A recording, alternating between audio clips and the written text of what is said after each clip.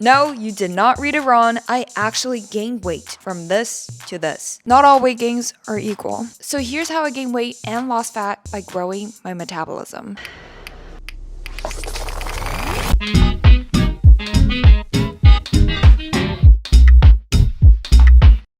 Those of you who follow me for a while now know that I've been on a weight gain journey for almost 2 years. And as a byproduct of that, I actually lost more fat and boosted my metabolism. Not all weight gains are equal. Like I said many times before, weight does not indicate much. It does not reflect how healthy your metabolism is or how fit you are. So if you want to be stronger, fitter, or just more energized, follow along and I will share all the details of my biggest takeaways for my weight gain and how I hack my metabolism as the byproduct, including what I eat, how much I eat, my go-to types of exercises to grow my metabolism. So watch till the end without missing any key information that might break the result, because all the things I touch on only work when done together. For context, TLDR, I had a very unhealthy lifestyle in college where I stress ate a lot while enduring a long period of insomnia. As a result, I gained a lot of weight, which I don't even have pictures of because I was so camera shy. I had hormonal imbalance and had the most severe acne for years. This was a different type of weight gain than the one we will be talking about because the weight came purely from body fat. I was not energized at all, I was not exercising, my metabolism was slowing down, and my mood was more than negatively impacted. In an attempt to change this, I went on the other end of the spectrum, where I became restrictive with my food choices and went on several weight loss yo-yo experiences, losing weight, then gaining it all back. At one point, I became just so frustrated with failing to lose weight again that I finally began to reevaluate things from a health perspective. Turns out, by focusing only on weight, I damaged my metabolism by not taking enough quality nutrients and energy. And the fundamental starting point to fixing my metabolism was through nothing groundbreaking. Food, exercise, rest. Sounds so simple, but there's a lot more I learned from trial and error that I really want to share with all of you, because I understand how frustrating it is to constantly not feel or look your best. And the worst of it all is that the answer lies in the most counterintuitive part of all. In order to lose fat sustainably without harming your body, you need to gain some weight. Not all weight gain is equal. This is where you need to pay close attention. Weight gain by gaining muscle and weight gain by gaining fat are not the same. The weight I gained in college was purely fat, and the weight I gained in recent years is mostly from muscles. For those of you who are like, ew, I don't want to gain muscles and look like Hulk, listen, unless if you're on steroids, you won't. Different training will achieve different results, but most of my weight gain is in lean muscles in my back, legs, arms, abs, and gains in the booty. And the best part is, having this gain helped me with my posture, energy level, and without me intentionally trying to lose weight, help me shred fat. But because muscle tissues are much heavier than fat tissues, the end result is actually a net weight gain. However, weight gain with muscles has a depuffing visual effect than weight gain with fat. Do you ever see someone skinny but a little puffy? Yeah, that's skinny fat, by which the person appears to have a small frame but is not very toned and does not have much muscle. So their metabolism isn't very fast, and as a result are more likely to accumulate body fat. By them, I mean me before. I was light because I didn't have much muscle, but I also had a pretty high body fat percentage. So let's now get into the specifics of how to gain weight and lose fat. All the following have major roles, and the healing effect to your metabolism won't be the same without all of them working together. Food, exercise, rest. The key is that they all nourish the body. Yes, all. First, food. Whether you're a major foodie or not, food is fuel for the body, and although each person varies in how their bodies metabolize best, we do need all three essential macronutrients: carbs, fat, protein. Before we even get to the protein, some people run better on more fat versus more carbs, but you need both for hormone production, supplying energy, and maintaining electrolyte balances. You won't even be able to have the energy to work out or build muscles if you don't give yourself enough fuel to run those movements. As your activity level increases, so will your eating. And of course, protein is the buzzword. The big question is, how much? As we all know, protein is made of amino acids, and amino acids are what build up and maintain your muscles. The functioning units make you stronger and metabolize faster. Research shows that 1 pound of muscle burns 7 to 10 calories per day, while 1 pound of fat burns only 2 to 3 calories.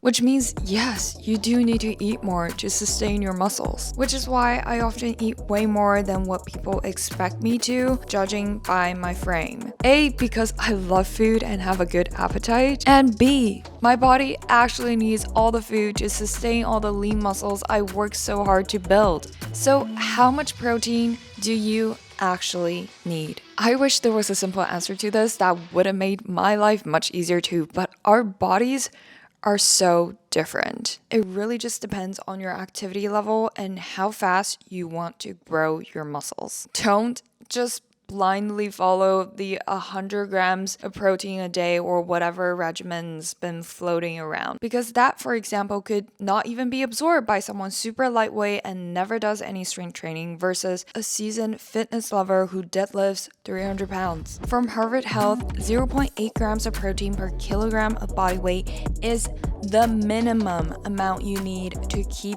from getting sick, not the specific amount you're supposed to eat every day.